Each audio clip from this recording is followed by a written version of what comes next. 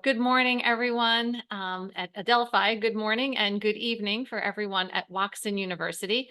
I'm Marianne Hyland. I'm the Dean of the Robert B. Willemstad School of Business here at Adelphi University, and it is my pleasure to welcome you to today's Dawn Center seminar.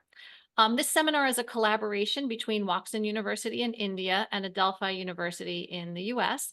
It's actually the second collaborative event we've had this week, so I think that's a record. We do a lot with our partnership, but we also had someone from Washington here earlier this week to talk about AI for research for faculty. So the fact that we'll be talking about AI again today is quite appropriate. And the topic for today is the future of the classroom, leveraging AI for enhanced learning. So we have two panelists scheduled for today. Professor Pavana Kiranmai is here, and she's from Washington University, and Professor Patricia Joyce from Adelphi will hopefully be joining us very soon. Sabrina Hott will introduce our speakers. Sabrina is a marketing major. She'll be graduating next spring with a Bachelor of Science in Marketing. She's been on the Dean's List since 2021 and is also the captain of Adelphi's dance team.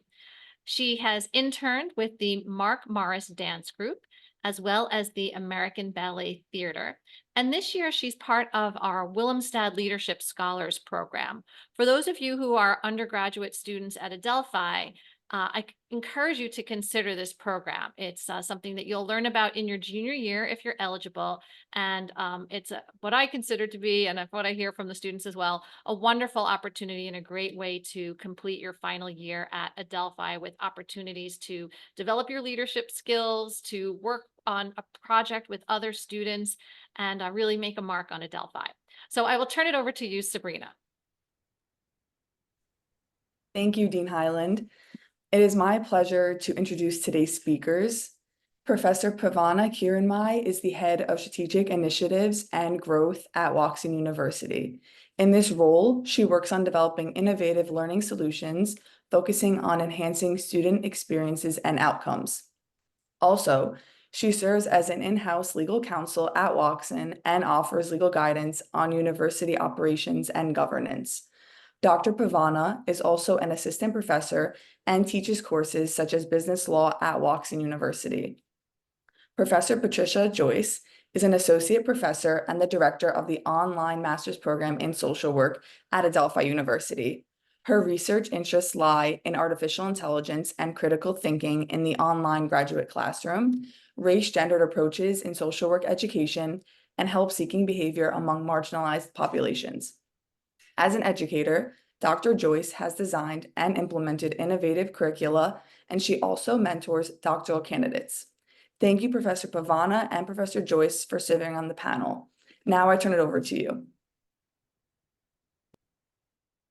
Hey, thanks for the introduction, Sabrina, and of course, this opportunity to Dean Hyland and Professor Yunjili. I'm actually eager to discuss with Professor Joyce, of course, the future of classrooms and how we can leverage AI for enhanced learning experience for the students, especially. We also learn, of course, but while I work on enhancing learning experiences every day with the students, I'm assuming Professor Joyce, her expertise lies in AI, and together I would like to try and combine our knowledge and probably share our experiences and explore the next steps, how we can take it forward to enhance the students' learning experience ultimately as a goal. So without further ado, I think I'll go with the questions. The first question I was asked about is how can AI be leveraged to enhance collaborative learning and group projects among students from diverse geographical and cultural backgrounds?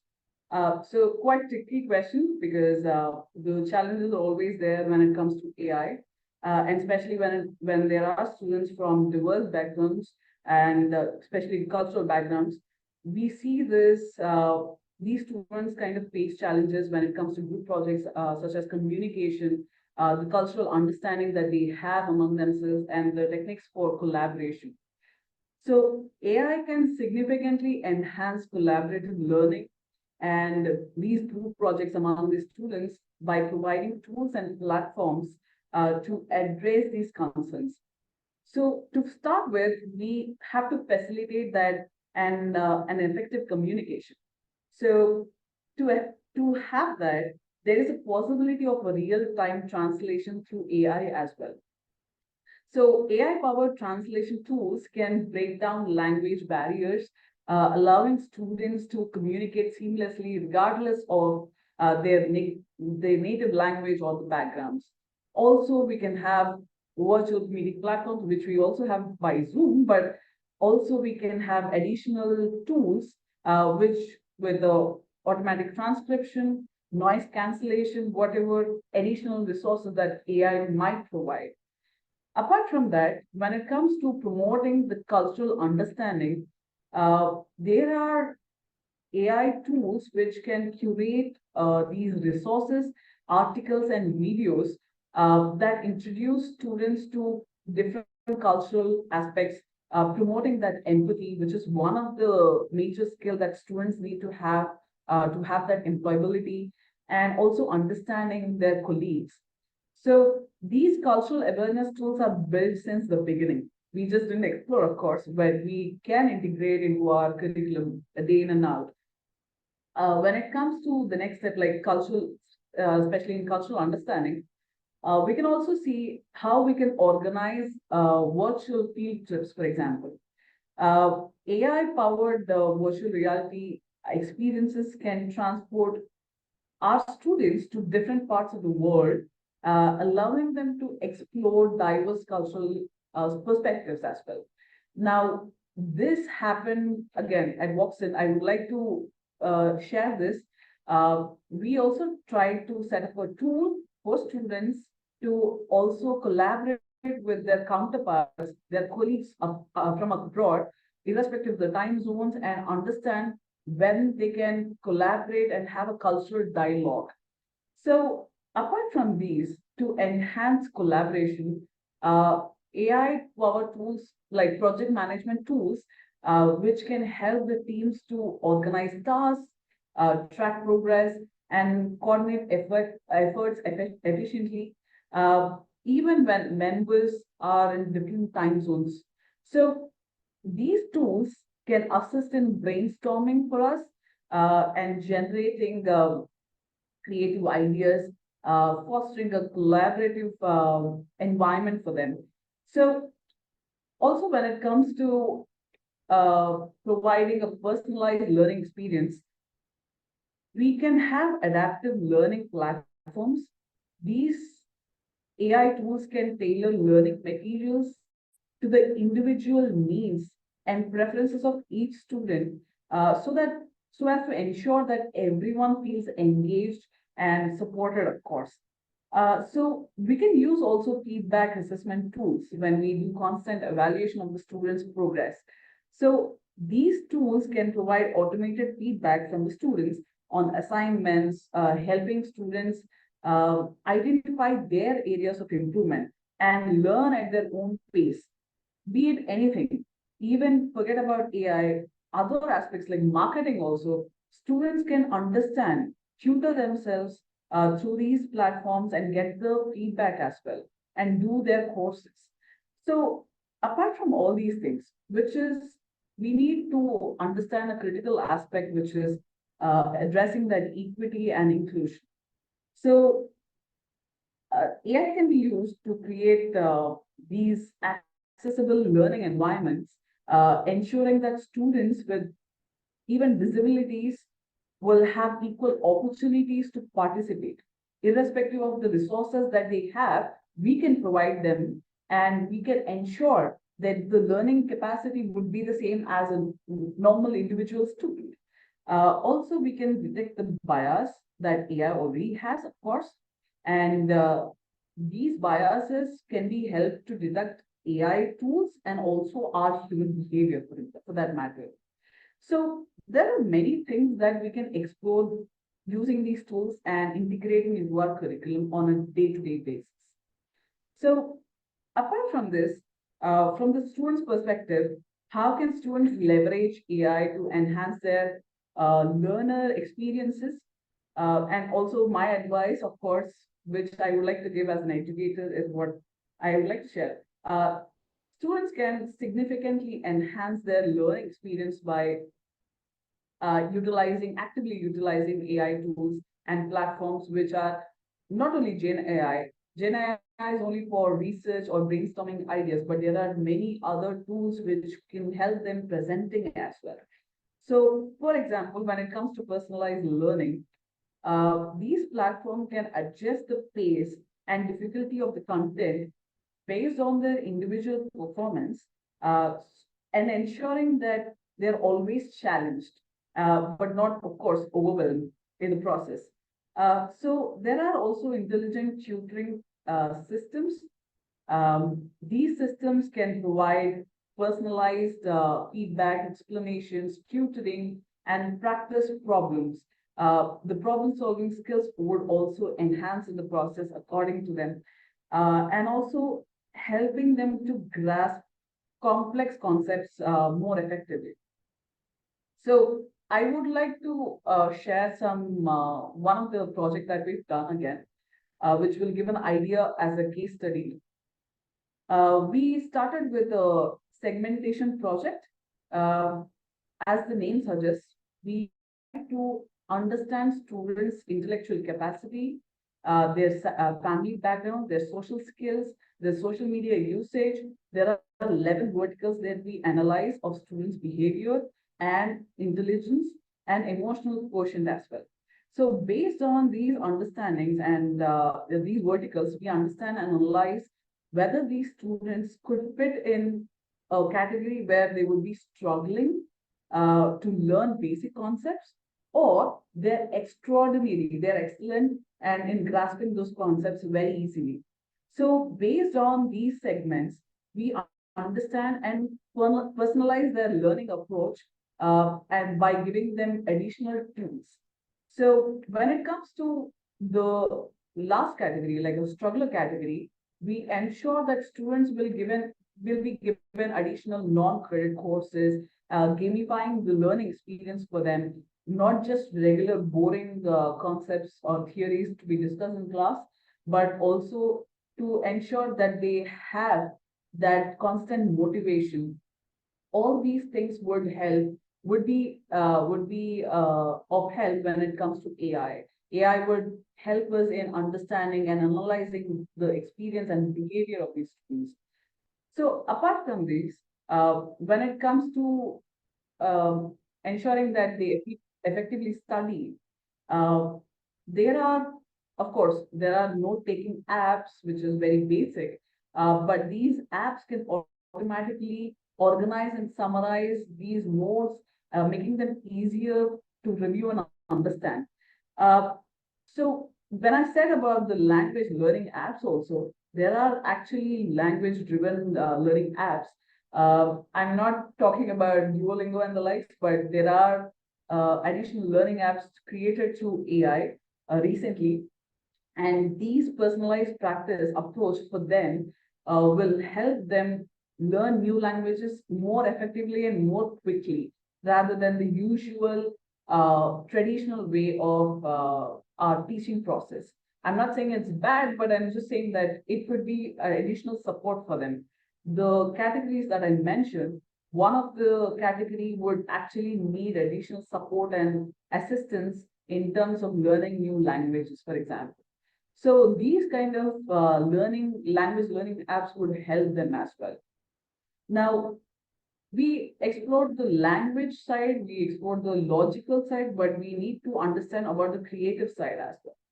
So there are AI assisted writing tools as well. These tools can help students brainstorm ideas, improve their writing style. I mean, change it in a way that they will understand their own writing, of course, and not leave it to us constantly. And we also can detect plagiarism for that matter. So art and music is not something that we can replace, but definitely we can experiment with that. Experiment with AI generated art and music can also spark creativity and let's say inspire new perspectives for the students. Students who would only try by themselves would be okay with it, but also there is no harm in experimenting with those tools and see that, okay, this is something I've never explored. Why not do it? So that is the kind of approach we would need students to do constantly.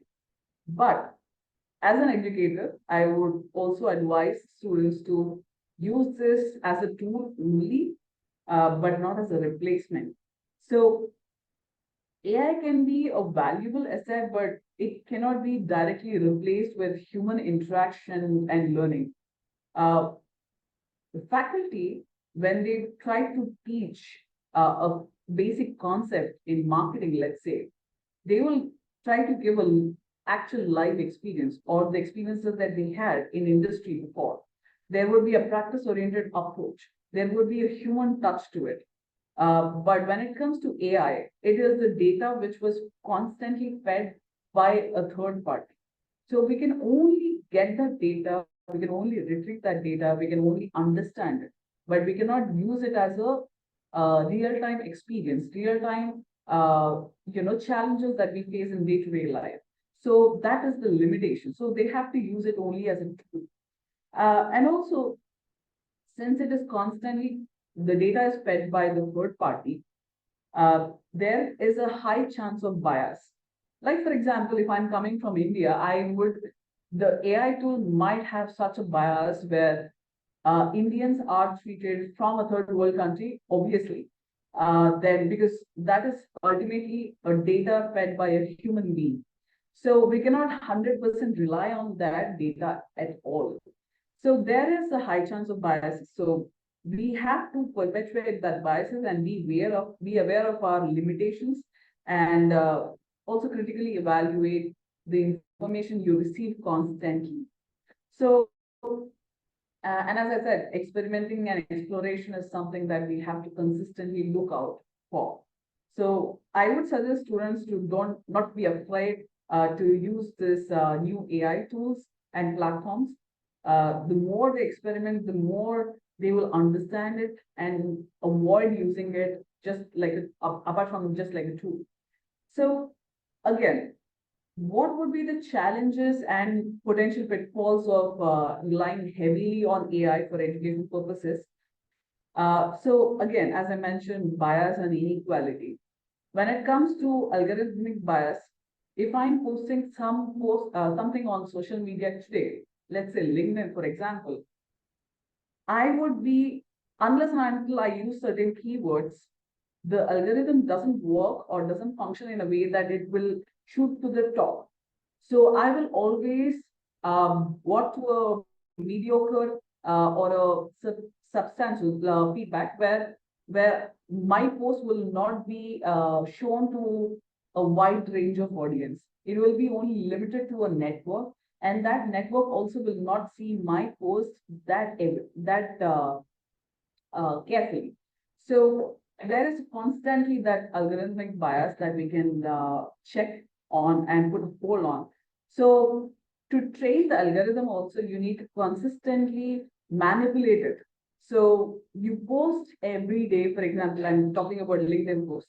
You post every day, 3 times in a day, for example, and then use the certain keywords which are actually having that traction. That is how you train the algorithm and ensure that there is no bias going forward. And also to ensure there is no digital divide, over reliance on AI can only exacerbate that digital divide as students have limited access to technology, which may be of a disadvantage again. So apart from this, there is again lack of human interaction. There is no social emotional learning that you will get from the regular AI tool. So AI may struggle with to provide the same level of social emotional learning or support that they get from a human being, from a teacher, from a professor on a day-to-day basis. So also when it comes to critical thinking will go for a toss if you don't stop using AI after the next step. Now, AI can be limited in its ability to foster these critical thinking skills, as it may not always encourage students to question and analyze the information. Now, if I'm giving a problem to the students based on various aspects, the student will analyze and understand what is the real-time experience and what can be, detected from it and how we can do it better. But when it comes to AI, it is giving you a ready-made problem and a solution, and uh, which will only make sure the students won't learn further. It will just get a ready-made answer, and then you will just process it. So there is no research, there is no analysis as such. Now, that is a critical thinking challenge. And again, this is one of the major skills for your employability as well. Now, when it comes to a critical aspect of privacy concern, ethical considerations, there is a data collection process even for these AI tools. Now, the collection and use of student data, especially student data, by these AI systems can raise huge privacy concerns in countries in Europe and USA, for example. But in India, we do not have that privacy concerns as such. However, there is a high chance that the misuse of data can happen, which is why we need policy level setups so that the AI would not use the data and manipulate the consumers, the users also. So, and apart from all these things, there would be usual technical issues which we'll face every day. So how far we can rely on that? AI systems can be prone to these technical glitches and errors constantly, which can, of course, if you rely on that constantly, there will be a disruption in the learning process as well. So to an extent, if you can enhance the learning experience by integrating AI components, fine. But beyond that, I think it would be too much to even ask for from the AI side. So again, there is a huge maintenance from their tools. So ongoing maintenance updates, which also will be time consuming and very costly affair. Uh, so, and the last one would be dependency. So excessive reliance on AI tools can lead to lack of these critical thinking aspects and problem solving skills, which you would need for when you go to the corporates, when you enter the corporate field, when you enter the corporate sector. And forget about the corporate sector also, even in the academics, we need to constantly think, brainstorm, do whatever we can to ensure the brain function constantly. But if you constantly rely on AI, this will only, suppress the critical thinking aspect and the skill. So also, if there is an over reliance, there will also be job displacement. There will be constant concerns which will exist when it comes to potential displacement of, educators and any other professionals for that matter due to AI automation. So that has to be utilized only to an extent where it can be automated, like HR processes can be automated to an extent, but it cannot be completely eliminated because HR also deals with human interaction and that emotional quotient is constantly needs to be there. So how do we mitigate these challenges? We cannot mitigate it. We can only suppress it to an extent.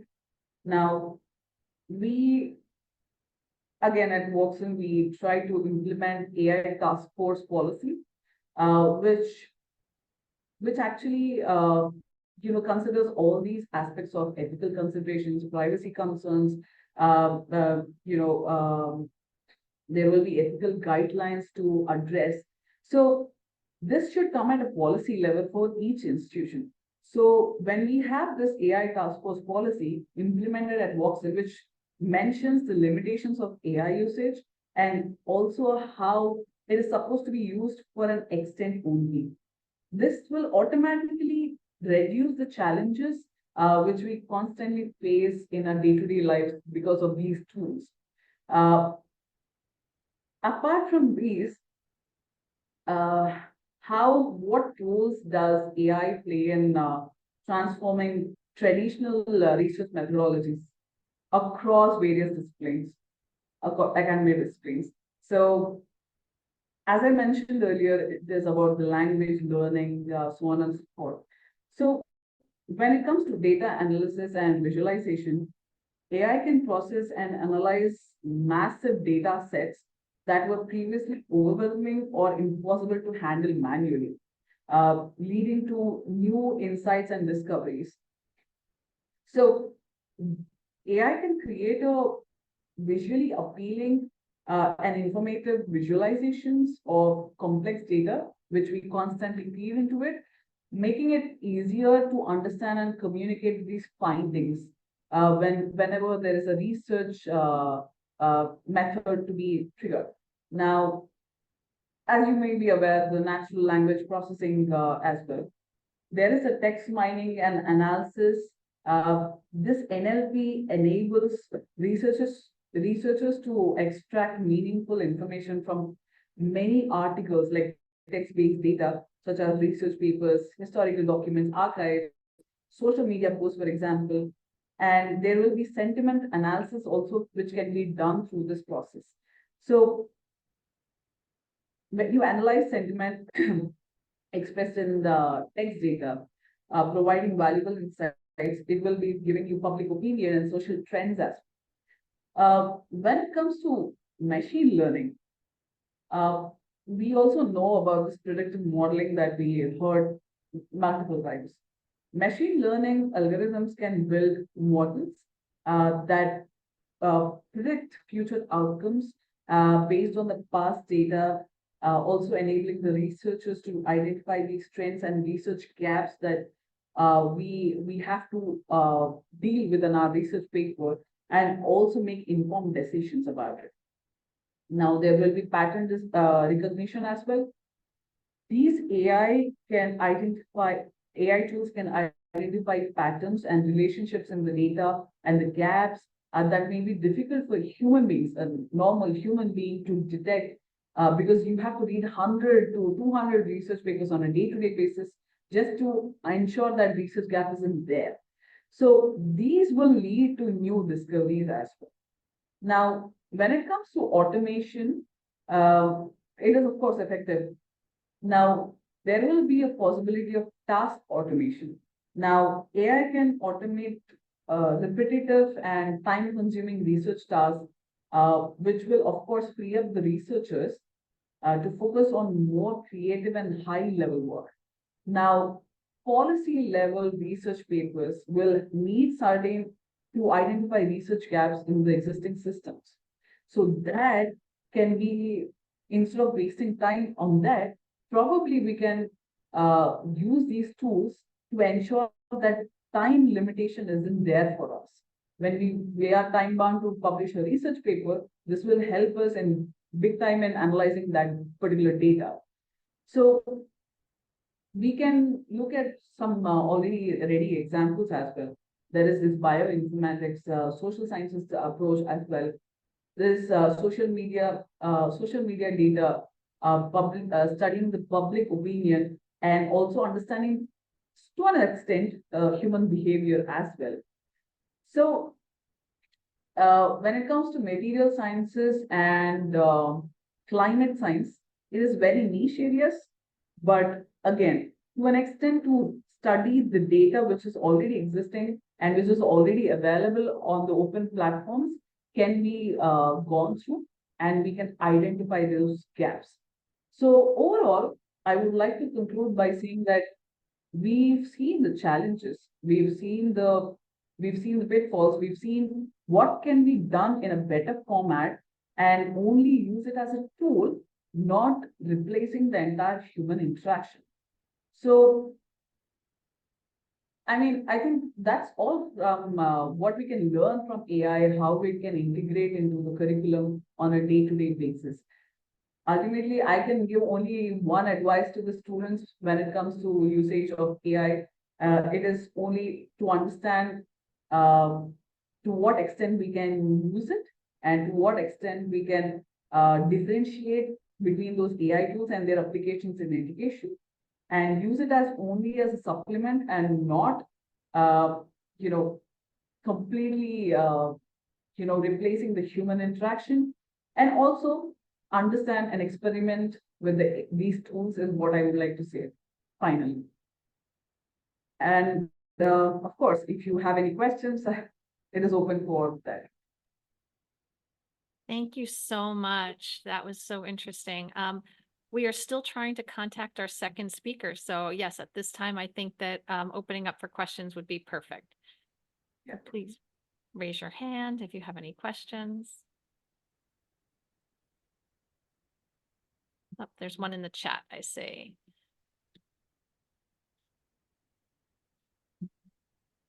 The question is, from the student's perspective, how can they leverage AI to enhance their learning experience?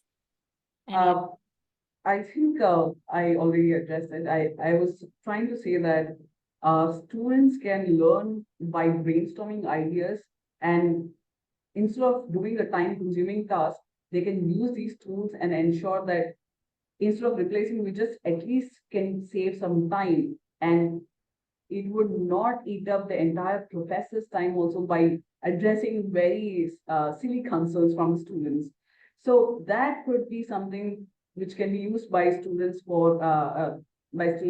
these AI tools, and see that, okay, maybe instead of me constantly looking at these research papers and identifying the gap areas, I would make sure that AI tool will read 100 research papers for me and give me those gap areas. So of course, I wouldn't say completely replace and also replace critical thinking, but that would be something students can use it for their benefit, obviously. And of course, some time-consuming presentations which they constantly do, that can be done by AI tool as well. Thank you. Thank you. I see Angelo Mendez has his hand raised. Yes, hi. I just have a quick question of an interesting situation that I kind of ran into. I was just wondering your opinion on it.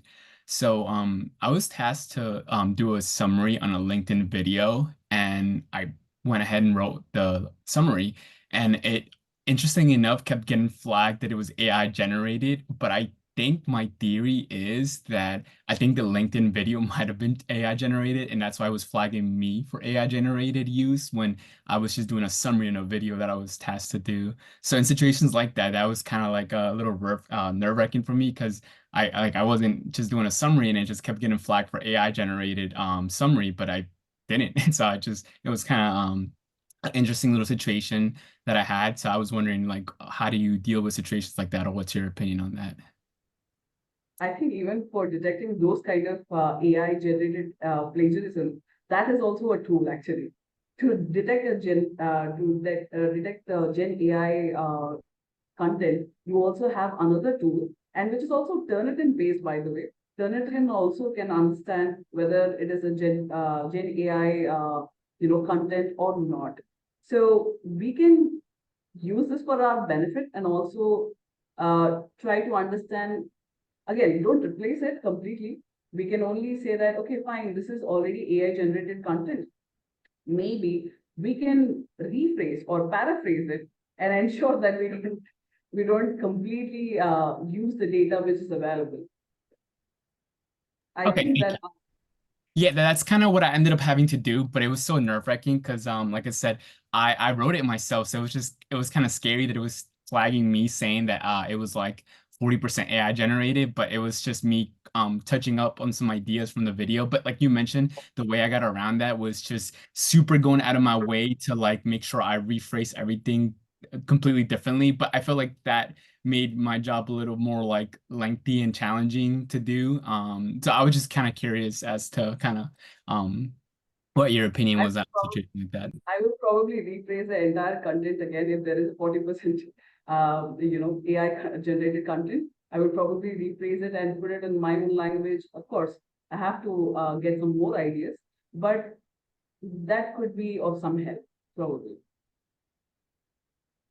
Thank you. I see also that Vaishnavi Dixit has their hand raised. Yeah, first of all, thank you so much for joining us and like sharing all the insights that you had. I had a question. So, since like AI is getting so advanced, especially in like teaching and learning aspect, do you think there'll be a time where AI will like replace teachers in a sense? Just like curious question. I don't think it's possible anytime soon.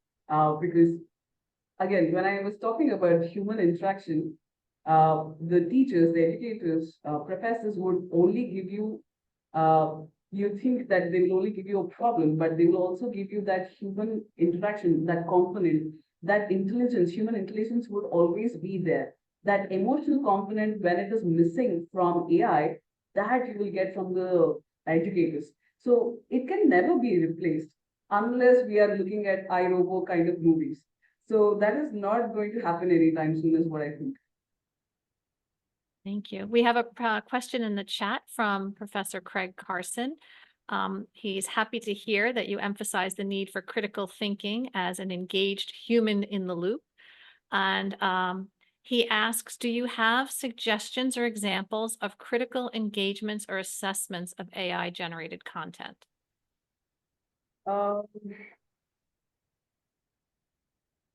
Probably what, so I can give you only an example which we already are doing at Watson. So we no longer give them reflection papers or research papers to write, but we ensure that they have, activity-based learning, and so that they don't have to constantly rely on AI.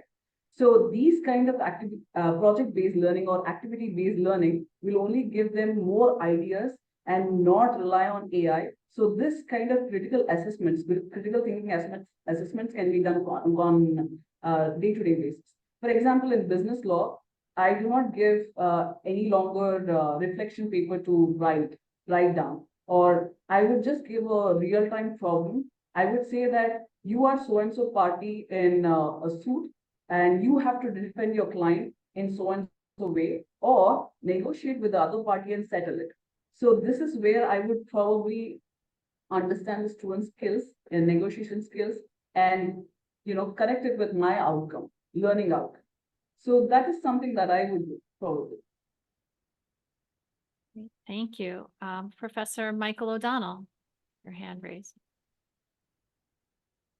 Yeah, thanks, Dean Highland. I had a short question, and it might be challenging to answer, but a vendor-specific question. As an educator, I advise the students to use a lot of different AI tools for brainstorming and writing Excel formulas, programming, and sometimes I'm pushing them towards a generative AI tool that's, something like a Gemini or ChatGPT. Other times it'll be in specific technologies like inside Zoom or inside Slack or in Asana. Are there any, from your perspective or experiences, were there any specific vendors that worked best as an educator to push the students into? I know the models are being updated often, but I was just curious your thoughts.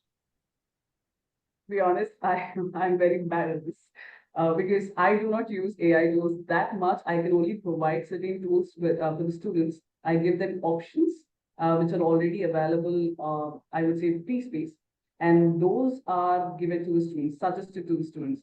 Especially in my course, business law, I do not really use that.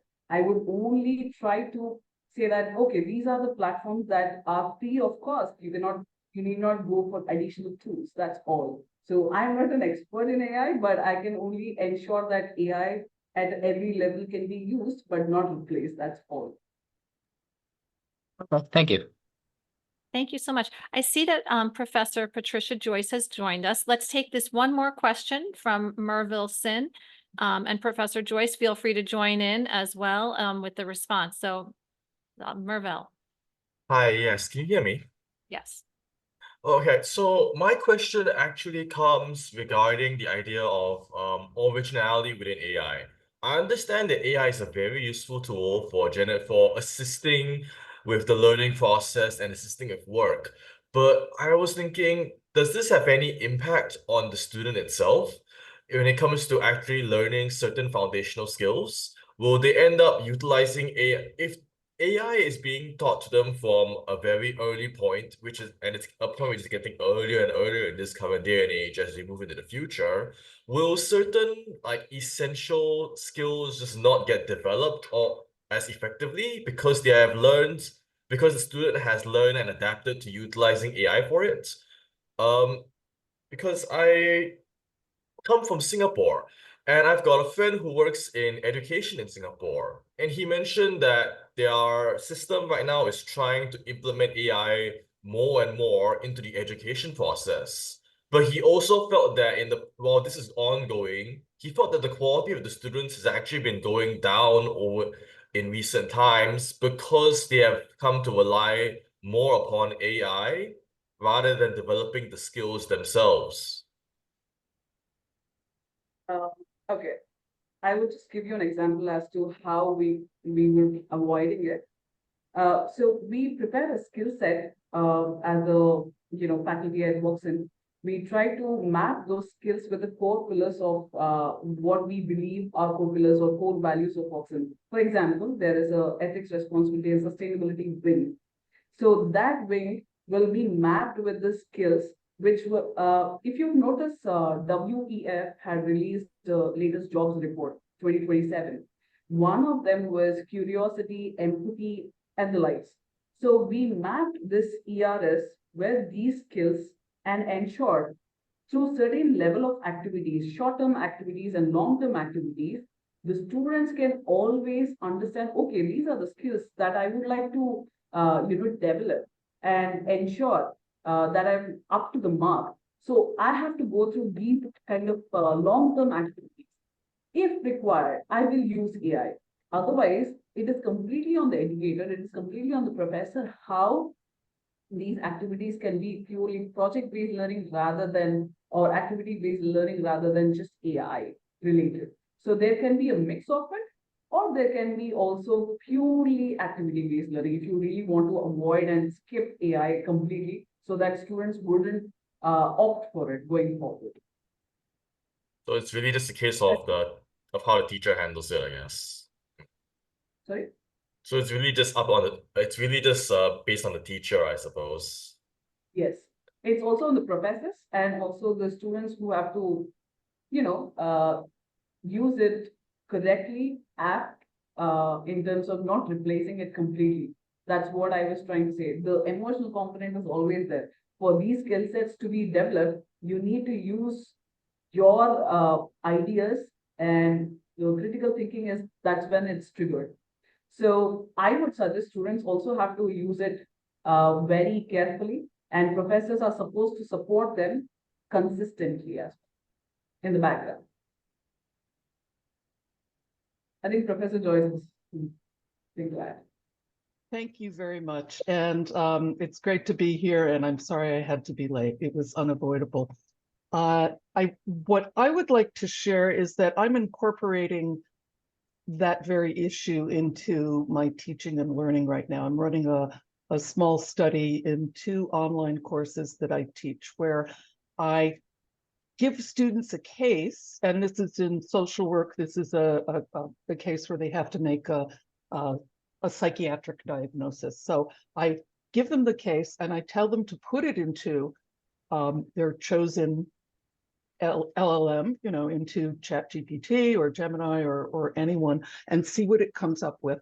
And then I ask them to look at the scholarly sources from the course, right? Required readings and the DSM-5 TR and all of that, and figure out for themselves what the AI missed, right? Because AI can perpetuate bias, and sometimes it can create references that are incorrect. But then I ask them really to write a personal reflection on it as well. So, and I'm collecting data from that, those discussion forums. I'm really analyzing, and it's going to be, I've got like 50 of them right now that I'm analyzing for a qualitative study that I'll be writing up and publishing. And what the students are seeing so far is that at first they say, oh no, the AI was great. That was terrific, no problem. And then as they think more deeply and they apply it to their practicum learning, they say, oh, it's not really enough. It doesn't really give us the, and this isn't every student, but at all, obviously, but I'm getting some responses that are saying, when I'm really struggling with a case, when I'm really trying to engage in deep learning, that's when the AI doesn't help me at all. So that's just something I wanted to share.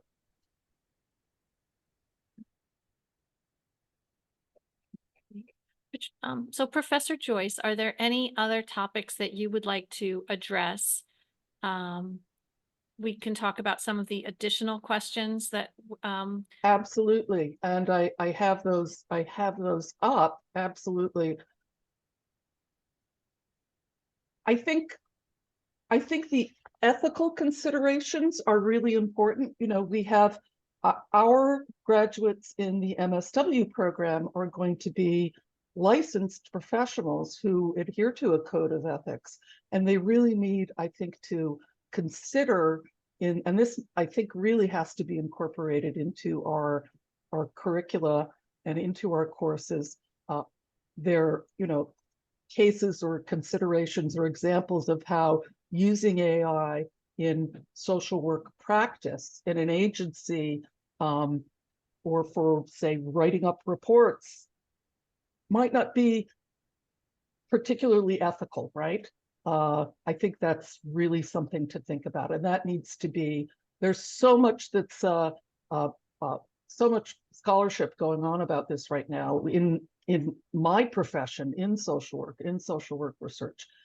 It's really exploded, I would say, in the past year and a half, basically. So really teaching about ethics and AI, I think, is going to be very important. And then thinking about this additional question here about traditional research methodologies.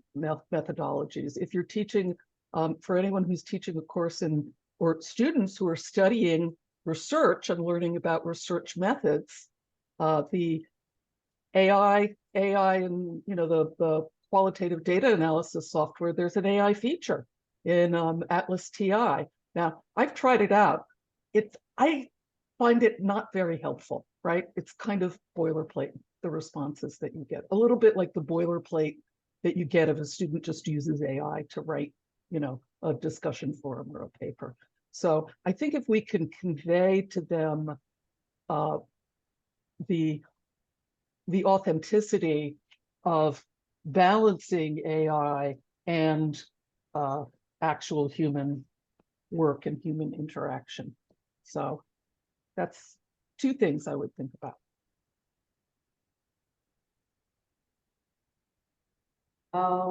So I would like to ask one question from my end. Could you give me some successful case studies where AI has been effectively integrated into the curriculum, education settings, basically, and what we can learn from those examples which are existing?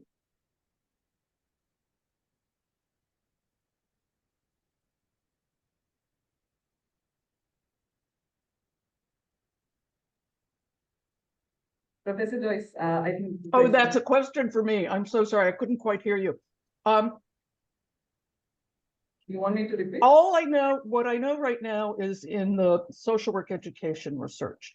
And what I've seen more are really think pieces about it rather than empirical work. And that really is what urged me to do the study that I'm doing on AI in social work education, particularly in the online classroom. So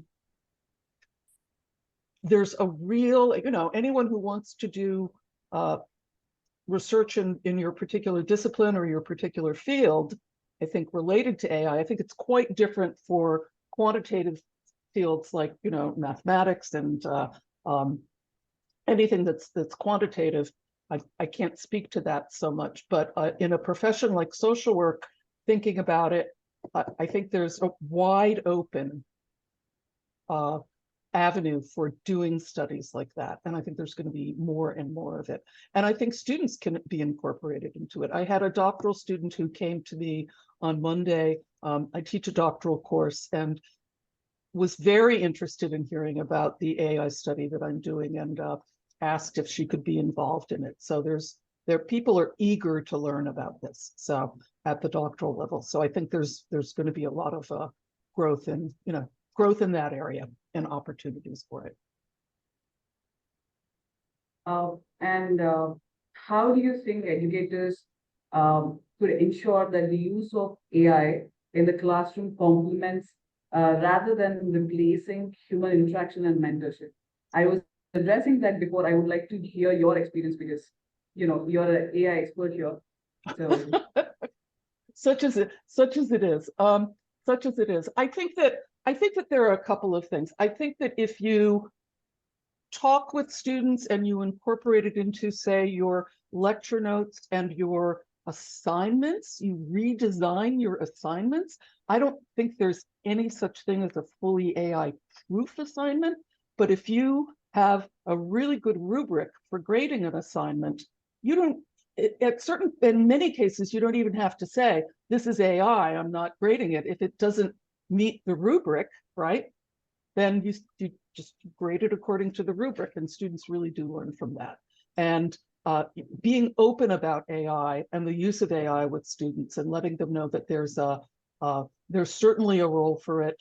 It can help them in certain ways, but it's not going to replace their really struggling with the material. There was a great editorial that I read, believe it or not, in a medical journal where the editor-in-chief was talking about how, and it's very analogous, I'm sure it's analogous to business as well, but certainly analogous to social work. When there are real challenges with cases, that's when you need to, the professional really needs to go to their mentor, speak with their mentor, say, here's what I'm struggling with. I'm trying to solve this diagnosis. I'm trying to figure out what intervention to use. AI isn't going to tell you that, right? It's not going to tell you that, right? Unless it's already out there in the data that particular AI has been trained on. So, yeah. And what is the advice that you would give the students, to conclude with? I would, think of it as a tool. Think of it as a tool. I'm old enough. I remember the transition from writing my papers on a typewriter and writing with a word processor on a computer. And for me, that was an amazing transformation. I could, edit in real time and all of that. I personally, for me, there wasn't a downside for it, but I think for students, know how you learn. Think about what kind of a learner you are and understand that AI can be one tool, but you need to approach it critically, and you need to have a great deal of skepticism about what it can provide, right? About what it can provide. It can be very helpful in certain ways, but it's not going to do all your assignments for you, and it's not going to help you out there in the real world nearly as much as you might think, right? Well, it definitely does assignments, but I think to an extent only, yes. It doesn't do them very well, right? I mean, I can figure out an AI written assignment in a second, right? Yes. Absolutely. Absolutely. Yeah. Thank you so much. Yes.